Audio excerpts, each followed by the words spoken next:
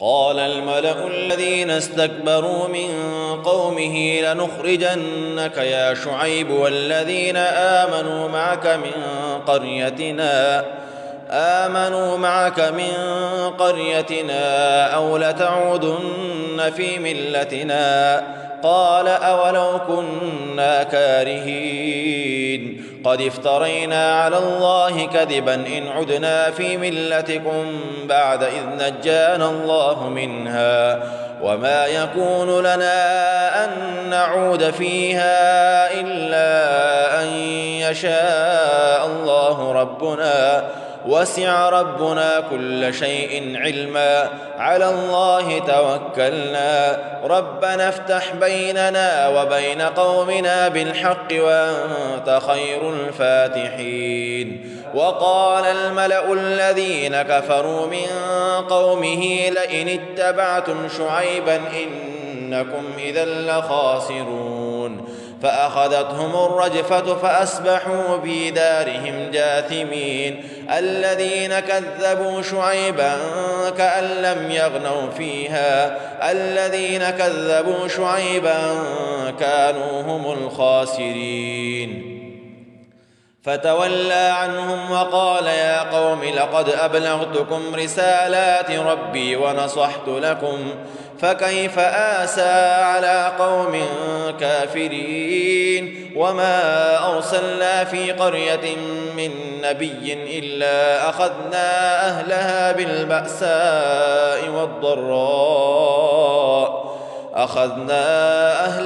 بالبأساء والضراء لعلهم يضرعون. ثم بدلنا مكان السيئة الحسنة حتى عفوا وقالوا قد مس آباءنا الضراء والسراء فأخذناهم بغتة وهم لا يشعرون. ولو أن أهل القرى آمنوا واتقوا لفتحنا عليهم بركات من السماء والأرض ولكن كذبوا فأخذناهم بما كانوا يكسبون. أفأمن أهل القرى أن يأتيهم بأسنا بياتا وهم نائمون أوأمن أهل القرى أن يأتيهم بأسنا ضحى وهم يلعبون. أفأمنوا مكر الله فلا يأمن مكر الله إلا القوم الخاسرون. أولم يهد للذين يرثون الأرض من بعد أهلها أن لو نشاء وصبناهم بذنوبهم ونتبع على قلوبهم فهم لا يسمعون. تلك القرى نقص عليك من أنبائها ولقد جاءتهم رسلهم بالبينات فما كانوا ليؤمنوا بما كذبوا من قبل كذلك يتبع الله على قلوب الكافرين. وما وجدنا لأكثرهم من عهد وإن وجدنا أكثرهم لفاسقين. ثم بعثنا من بعدهم موسى بآياتنا إلى فرعون وملئه فظلموا بها فانظر كيف كان عاقبة المفسدين. وقال موسى يا فرعون إني رسول من رب العالمين حقيق على ألا أقول على الله إلا الحق قد جئتكم ببينة من ربكم فأرسل معي بني إسرائيل. قال إن كنت جئت بآية فأت بها إن كنت من الصادقين. فألقى عصاه فإذا هي ثعبان مبين ونزع يده فإذا هي بيضاء للناظرين. قال الملأ من قوم فرعون إن هذا لساحر عليم يريد أن يخرجكم من أرضكم فماذا تأمرون. قالوا أرجه وأخاه وأرسل في المدائن حاشرين.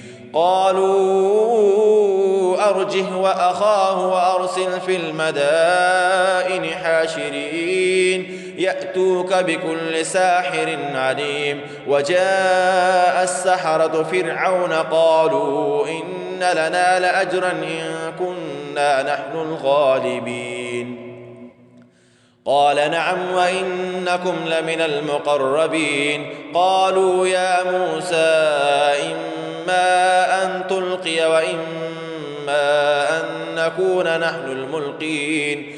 قال ألقوا. فلما ألقوا سحروا أعين الناس واسترهبوهم وجاءوا بسحر عظيم. وأوحينا إلى موسى أن ألق عصاك فإذا هي تلقف ما يأفكون. فوقع الحق وبطل ما كانوا يعملون.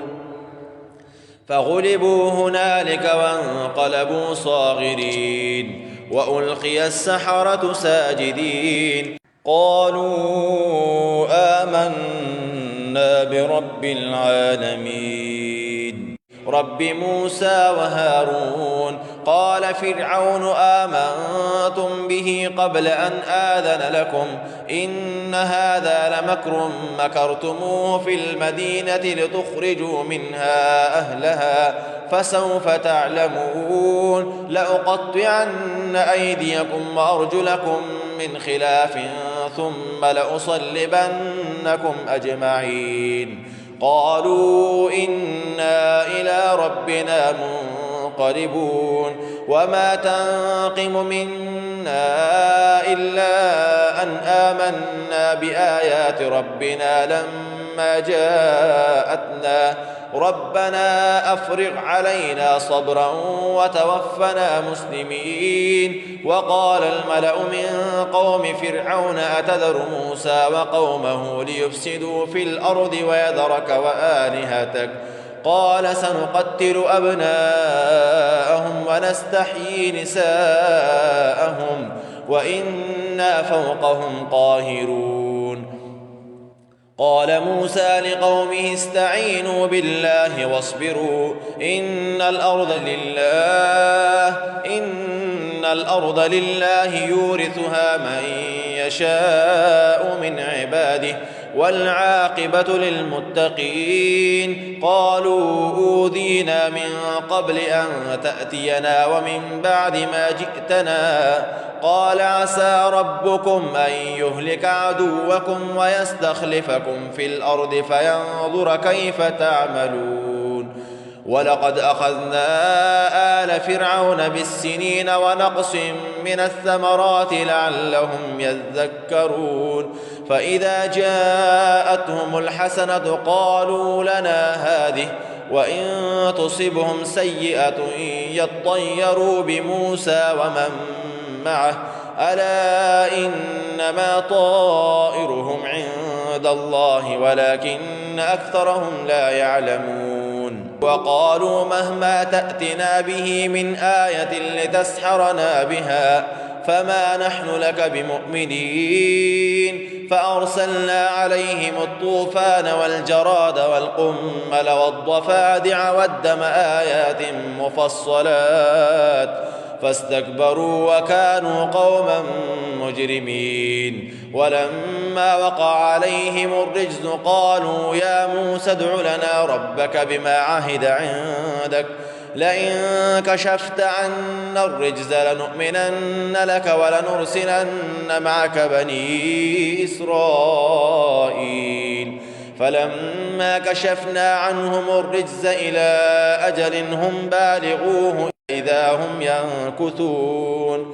فلما كشفنا عنهم الرجز إلى أجل هم بالغوه إذا هم ينكثون.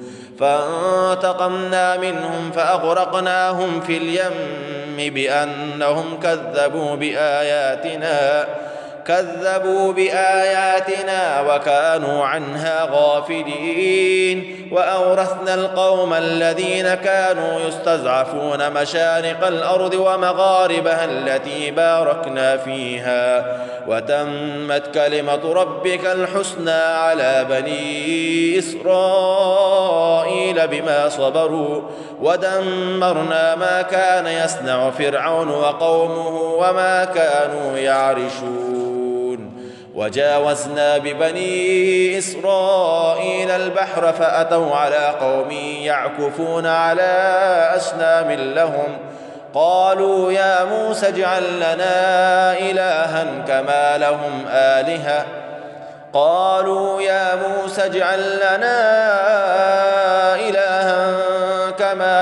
آلهة قال إنكم قوم تجهلون. إن هؤلاء متبر ما هم فيه وباطل ما كانوا يعملون. قال أغير الله أبغيكم إلها وهو فضلكم على العالمين. وإذ أنجيناكم من آل فرعون يسومونكم سوء العذاب يقتلون أبناءكم ويستحيون نساءكم وفي ذلكم بلاء من ربكم عظيم. وواعدنا موسى 30 ليلة وأتممناها ب10 فتم ميقات ربه 40 ليلة. وقال موسى لأخيه هارون اخلفني في قومي وأصلح ولا تتبع سبيل المفسدين. ولما جاء موسى لميقاتنا وكلمه ربه قال رب أرني أنظر إليك قال لن تراني ولكن انظر إلى الجبل فإن استقر مكانه فسوف تراني. فلما تجلى ربه للجبل جعله دكا وخر موسى صعقا. فلما أفاق قال سبحانك تبت إليك وأنا أول المؤمنين. قال يا موسى إني اصطفيتك على الناس برسالاتي وبكلامي فخذ ما آتيتك وكن من الشاكرين. وكتبنا له في الألواح من كل شيء موعظة وتفصيلا لكل شيء فخذها بقوة وأمر قومك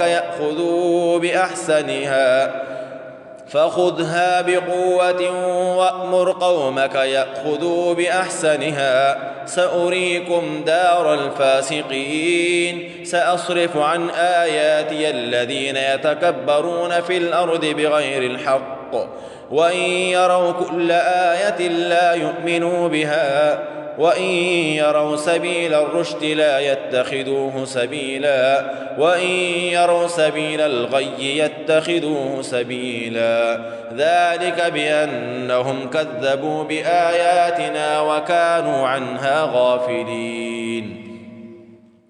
والذين كذبوا بآياتنا ولقاء الآخرة حبطت أعمالهم هل يجزون إلا ما كانوا يعملون. واتخذ قوم موسى من بعده من حليهم عجلا جسدا له خوار ألم يروا أنه لا يكلمهم ولا يهديهم سبيلا اتخذوه وكانوا ظالمين. ولما سقط في أيديهم ورأوا أنهم قد ضلوا قالوا لئن لم يرحمنا ربنا ويغفر لنا لنكونن من الخاسرين. ولما رجع موسى إلى قومه غضبان أسفا قال بئس ما خلفتموني من بعدي أعجلتم أمر ربكم وألقى الألواح وأخذ برأس أخيه يجره إليه قال ابن أم إن القوم استضعفوني وكادوا يقتلونني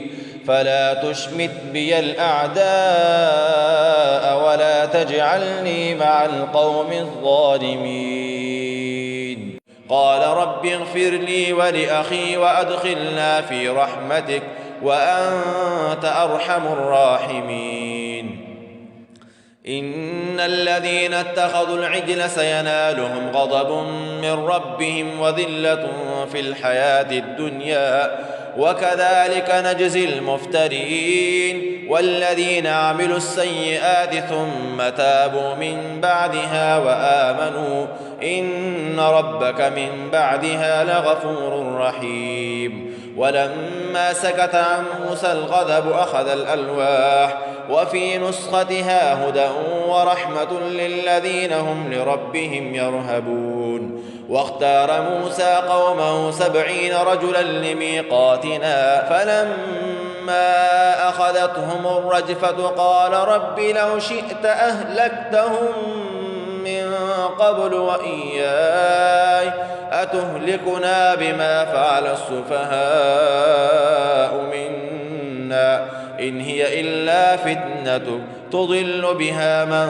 تشاء وتهدي من تشاء أنت ولينا فاغفر لنا وارحمنا وأنت خير الغافرين. واكتب لنا في هذه الدنيا حسنة وفي الآخرة إنا هدنا إليك. قال عذابي أصيب به من أشاء ورحمتي وسعت كل شيء فسأكتبها للذين يتقون ويؤتون الزكاة والذين هم بآياتنا يؤمنون. الذين يتبعون الرسول النبي الأمي الذي يجدونه مكتوبا عندهم في التوراة والإنجيل يأمرهم بالمعروف وينهاهم عن المنكر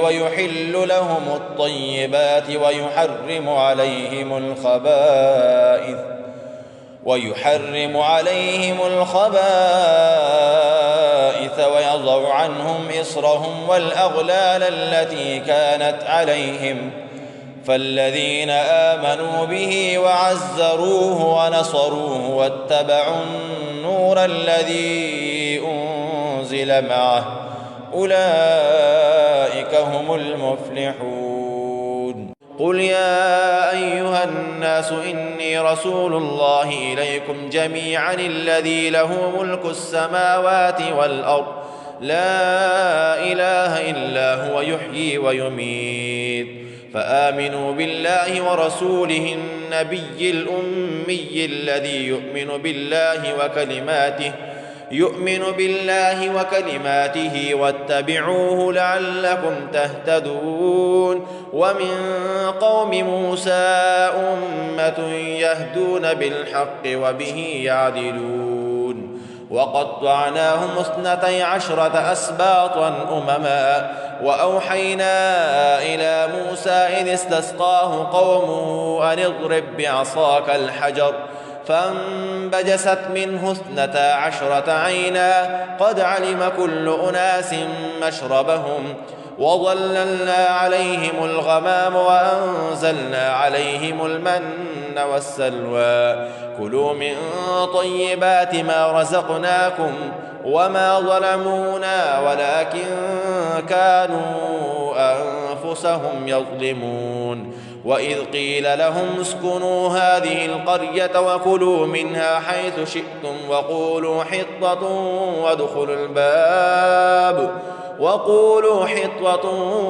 وادخلوا الباب سجدا نغفر لكم خطيئاتكم سنزيد المحسنين. فبدل الذين ظلموا منهم قولا غير الذي قيل لهم فأرسلنا عليهم رجزا من السماء بما كانوا يظلمون. واسألهم عن القرية التي كانت حاضرة البحر إذ يعدون في السبت إذ تأتيهم حيتانهم يوم سبتهم شرعا ويوم لا يسبتون لا تأتيهم كذلك نبلوهم بما كانوا يفسقون وإذ قالت أمة منهم لم تعدون قوما الله مهلكهم أو معذبهم عذابا شديدا قالوا معذرة إلى ربكم ولعلهم يتقون فلما نسوا ما ذكروا به أنجينا الذين ينهون عن السوء وأخذنا الذين ظلموا بعذاب بئيس بما كانوا يفسقون فلما عتوا عما نهوا عنه قلنا لهم كونوا قردة خاسئين وإذ تأذن ربك ليبعثن عليهم إلى يوم القيامة من يسومهم سوء العذاب إن ربك لسريع العقاب وإنه لغفور رحيم وقطعناهم في الأرض أمما منهم الصالحون ومنهم دون ذلك وبلوناهم بالحسنات والسيئات لعلهم يرجعون فخلف من بعدهم خلف ورثوا الكتاب يأخذون عرض هذا الأدنى ويقولون سيغفر لنا وإن يأتهم عرض مثله يأخذوه ألم يؤخذ عليهم ميثاق الكتاب ألا يقولوا على الله إلا الحق ودرسوا ما فيه والدار الآخرة خير للذين يتقون أفلا تعقلون والذين يمسكون بالكتاب وأقاموا الصلاة إنا لا نضيع أجر المصلحين وإذ نتقنا الجبل فوقهم كأنه ظلة وظنوا أنه واقع بهم خذوا ما آتيناكم بقوة واذكروا ما فيه لعلكم تتقون وإذ أخذ ربك من بني آدم من ظهورهم ذريتهم وأشهدهم على أنفسهم ألست بربكم قالوا بلى شهدنا أن تقولوا يوم القيامة إنا كنا عن هذا غافلين أو تقولوا إنما أشرك آباؤنا من قبل وكنا ذرية من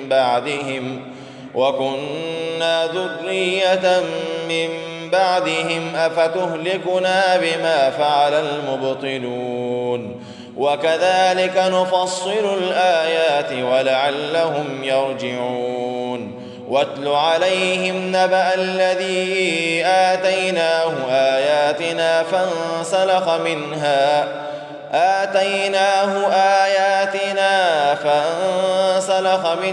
فأتبعه الشيطان فكان من الغاوين ولو شئنا لرفعناه بها ولكنه أخلد إلى الأرض واتبع هواه فمثله كمثل الكلب إن تحمل عليه يلهث أو تتركه يلهث ذلك مثل القوم الذين كذبوا بآياتنا فاقصص القصص لعلهم يتفكرون ساء مثلا القوم الذين كذبوا بآياتنا وأنفسهم كانوا يظلمون من يهد الله فهو المهتدي ومن يضلل فأولئك هم الخاسرون من يهد الله فهو المهتدي ومن يضلل فأولئك هم الخاسرون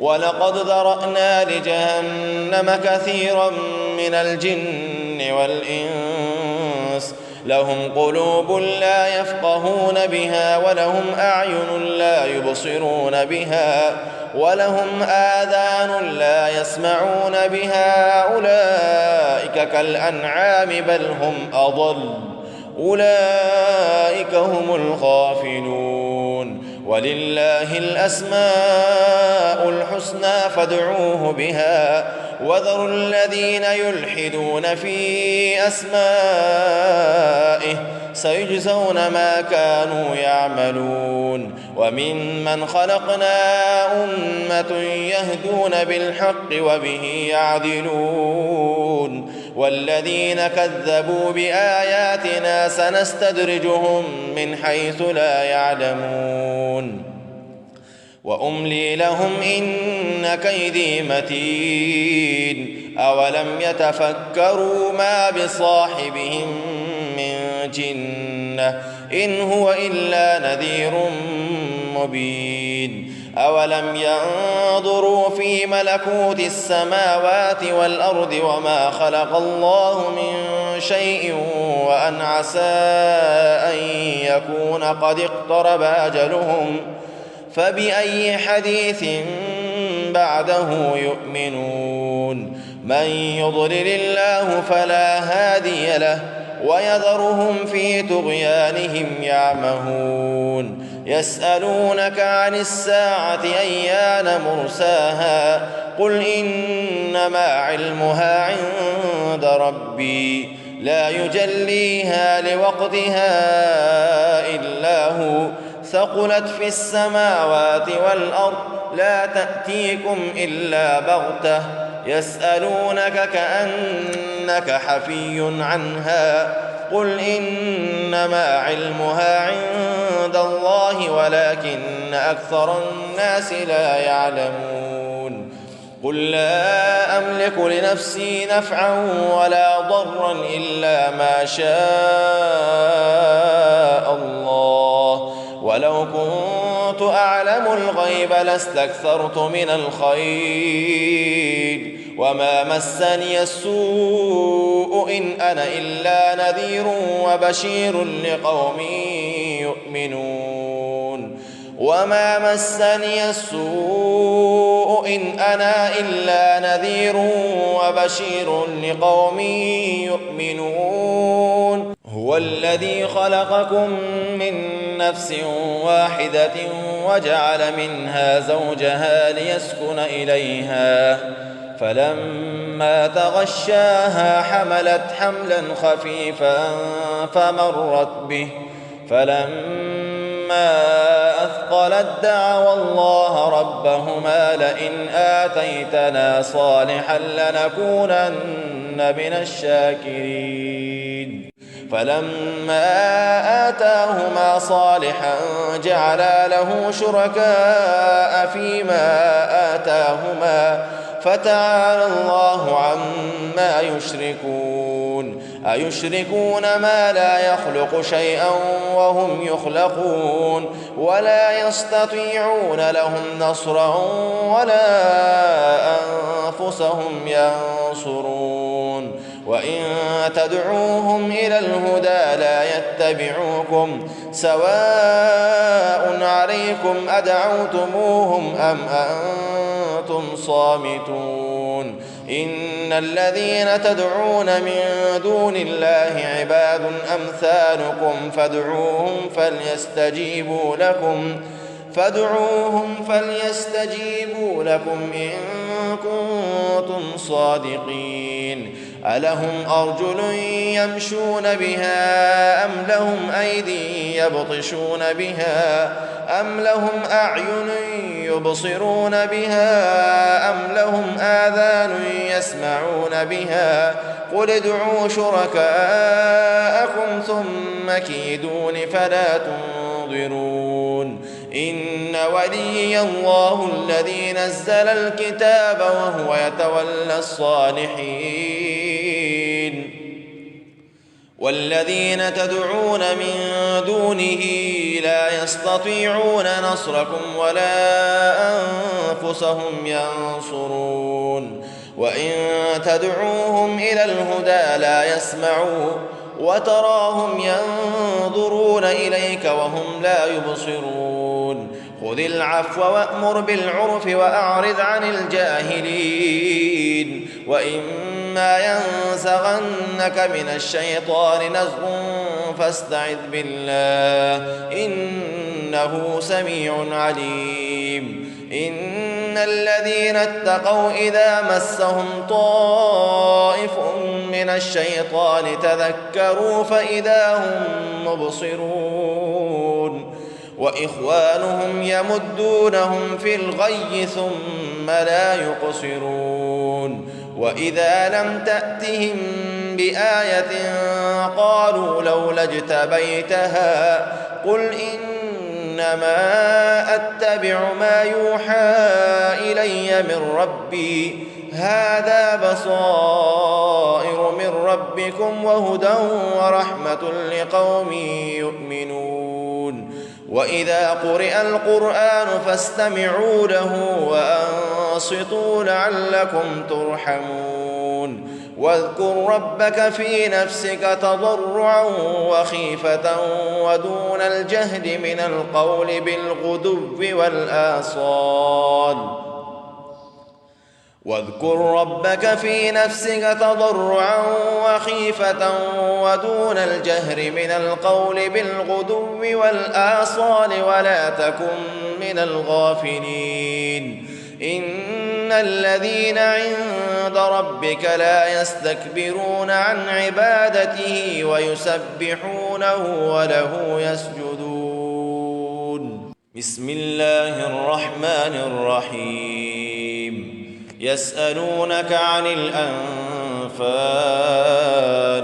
قل الأنفال لله والرسول فاتقوا الله وأصلحوا ذات بينكم وأطيعوا الله ورسوله إن كنتم مؤمنين إنما المؤمنون الذين إذا ذكر الله وجلت قلوبهم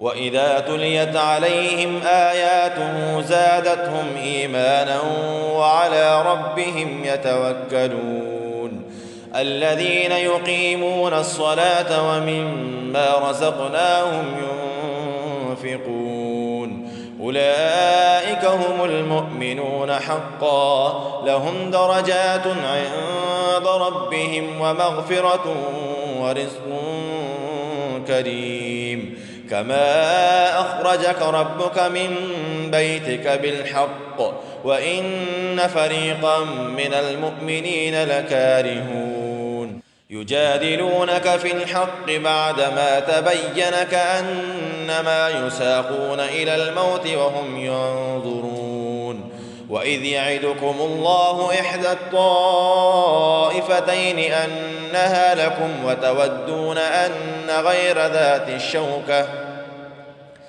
وتودون أن غير ذات الشوكة تكون لكم ويريد الله أن يحق الحق بكلماته ويقطع دابر الكافرين ليحق الحق ويبطل الباطل ولو كره المجرمون إذ تستغيثون ربكم فاستجاب لكم أني ممدكم ب1000 من الملائكة مردفين وما جعله الله إلا بشرى ولتطمئن به قلوبكم وما النصر إلا من عند الله إن الله عزيز حكيم إذ يغشيكم النعاس أمنة منه وينزل عليكم من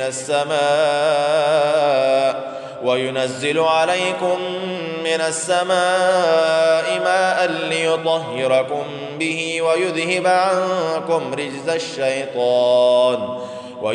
عنكم رجز الشيطان وليربط على قلوبكم ويثبت به الأقدام إذ يوحي ربك إلى الملائكة أني معكم فثبتوا الذين آمنوا سألقي في قلوب الذين كفروا الرعب فاضربوا فوق الأعناق واضربوا منهم كل بنان ذلك بأنهم شاقوا الله ورسوله ومن يشاقق الله ورسوله فإن الله شديد العقاب ذلكم فذوقوه وأن للكافرين عذاب النار يا أيها الذين آمنوا إذا لقيتم الذين كفروا زحفا فلا تولوهم الأدبار ومن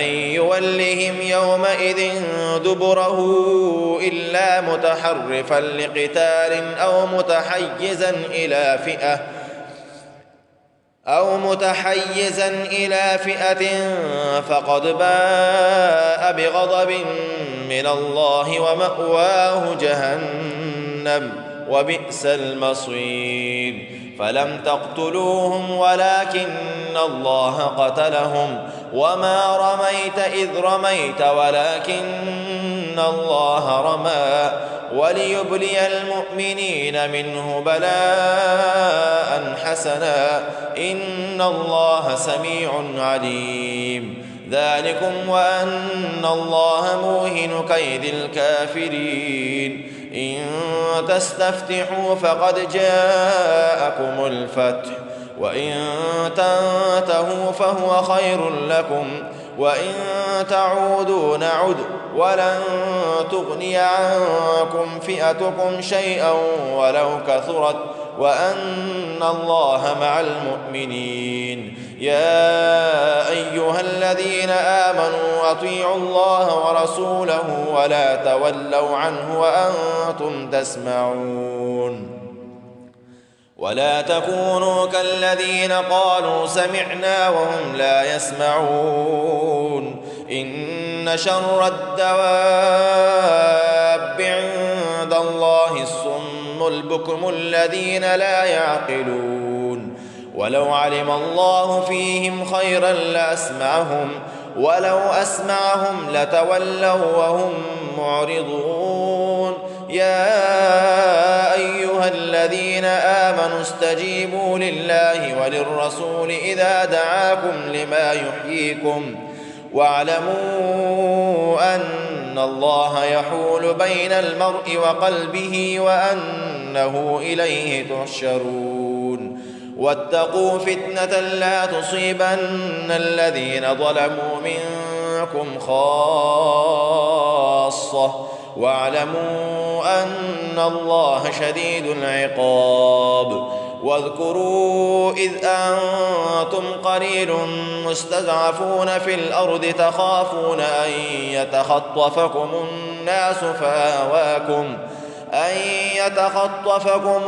الناس فآواكم وأيدكم بنصره ورزقكم من الطيبات لعلكم تشكرون يا أيها الذين آمنوا لا تخونوا الله والرسول وتخونوا أماناتكم وأنتم تعلمون واعلموا أنما أموالكم وأولادكم فتنة وأن الله عنده أجر عظيم يا أيها الذين آمنوا إن تتقوا الله يجعل لكم فرقانا ويكفر عنكم سيئاتكم ويغفر لكم والله ذو الفضل العظيم وإذ يمكر بك الذين كفروا ليثبتوك أو يقتلوك أو يخرجوك ويمكرون ويمكر الله والله خير الماكرين وإذا تتلى عليهم آياتنا قالوا قد سمعنا لو نشاء لقلنا مثل هذا إن هذا إلا أساطير الأولين وإذ قالوا اللهم إن كان هذا هو الحق من عندك فأمطر علينا حجارة من السماء أو ائتنا بعذاب أليم وما كان الله ليعذبهم وأنت فيهم وما كان الله معذبهم وهم يستغفرون وما لهم ألا يعذبهم الله وهم يصدون عن المسجد الحرام وما كانوا أولياءه إن أولياؤه إلا المتقون ولكن أكثرهم لا يعلمون وما كان صلاتهم عند البيت إلا مكاء وتصدية فذوقوا العذاب بما كنتم تكفرون إن الذين كفروا ينفقون أموالهم ليصدوا عن سبيل الله فسينفقونها ثم تكون عليهم حسرة ثم يغلبون والذين كفروا إلى جهنم يحشرون ليميز الله الخبيث من الطيب ويجعل الخبيث بعضه على بعض فيركمه جميعا ويجعله في جهنم أولئك هم الخاسرون قل للذين كفروا إن ينتهوا يغفر لهم ما قد سلف وإن يعودوا فقد مضت سنة الأولين قل للذين كفروا إن ينتهوا يغفر لهم ما قد سلف وإن يعودوا فقد مضت سنة الأولين وقاتلوهم حتى لا تكون فتنة ويكون الدين كله لله فإن انتهوا فإن الله بما يعملون بصير وإن تولوا فاعلموا أن الله مولاكم نعم المولى ونعم النصير.